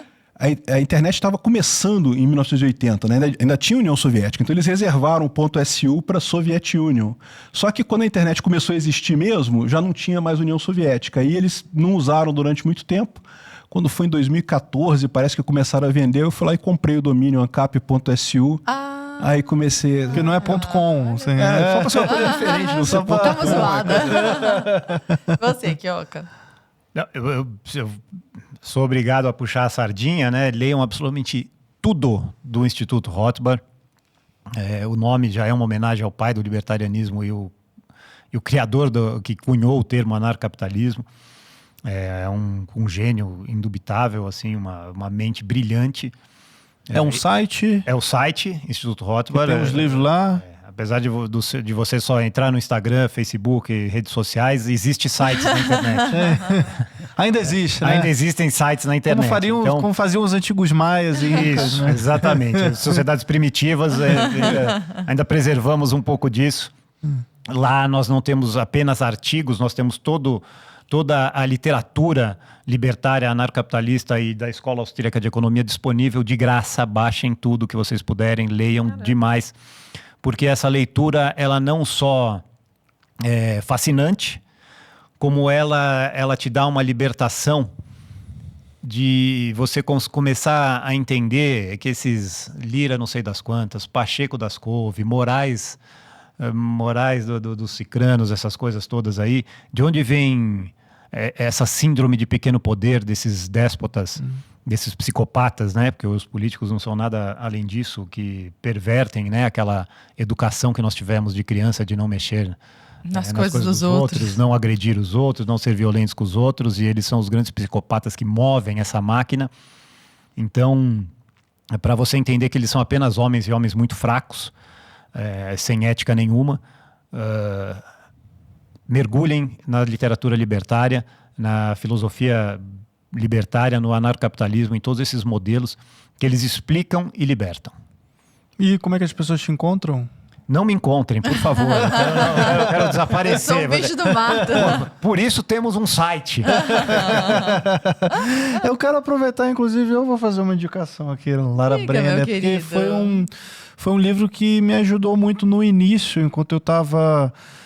Tinha pouco canal, tinha pouco site, e a gente estava Eu sei tateando, que livro é. assim. Qual que é? Estou curioso para saber. A Lei. Eu ia citar esse seria o segundo livro que eu ia citar. O primeiro, mas esse é muito bom, que é do Frederic Bastiat, que foi, inclusive, os dois livros que me ajudaram. Eu ia citar um só, mas aproveito e cito os dois. Então, A Lei é um, que fala toda dessa questão do legalismo, de fato de, será que algo, porque foi assinado por um político ou está numa Constituição, vamos seguir as 4 linhas da Constituição. Mas será que só porque está na Constituição é legal? Pô, o Holocausto estava na Constituição. O Apartheid foi legal. Né? A escravidão também era legal. Alguém assinou isso aí. Ninguém estava infringindo lei nenhuma. De renda. Então, assim, esse foi um livro que me abriu muito os olhos, assim, tirou a venda. E o primeiro, que é um livro curtinho, cara. Dá pra tu ler, assim, numa ida ao banheiro, você lê. Que ida longa, Arthur. Entendeu? Já sei. Que é o Anatomia do Estado, do Rothbard, porque ele mostra, cara, o que é o Estado, o que não é, como ele se eterniza, o papel dos intelectuais também, que a gente vê hoje em dia, como o Estado utiliza isso. Então, pra mim, foi um divisor, assim, de águas. Arthur, eu vou fazer uma colocação aqui, porque sua indicação foi magistral, porque na direção, né, na condução do Instituto, uma vez me perguntaram o que você faria no Instituto se você tivesse dinheiro ilimitado. A gente sabe que a Revolução Americana ela foi insuflada por panfletos. Ela é uma revolução panfletária, né? Os papers de Paine, então eles insuflaram a Revolução Americana. Então, quando me perguntaram isso, eu falei, eu publicaria, somos 200 milhões de brasileiros, 200 milhões de Anatomia do Estado e distribuiria para cada indivíduo do país. Tem audiolivro da Anatomia do Estado, se alguém tiver interesse, eu já ouvi o audiolivro dele. E cada um que lesse e a sementinha na cabeça de cada um estaria plantada. É isso aí. Então, Queridos, pessoal, muito de casa, obrigada. foi maravilhoso, né, Lara? Nossa, foi muito bacana. Eu acho que deu pra gente, pelo menos, claro, é um assunto muito complexo, tem várias nuances aí, vários tópicos, mas acho que um pouco de cada a gente conseguiu pelo menos falar uma aqui, contornada a gente deu. Mais uma vez, uma alegria estar na sua companhia. Sempre um prazer, Lara Brenner. Até semana que vem. Até semana que vem. Vou morrer de saudade. Um beijo pra você de casa. Valeu, pessoal.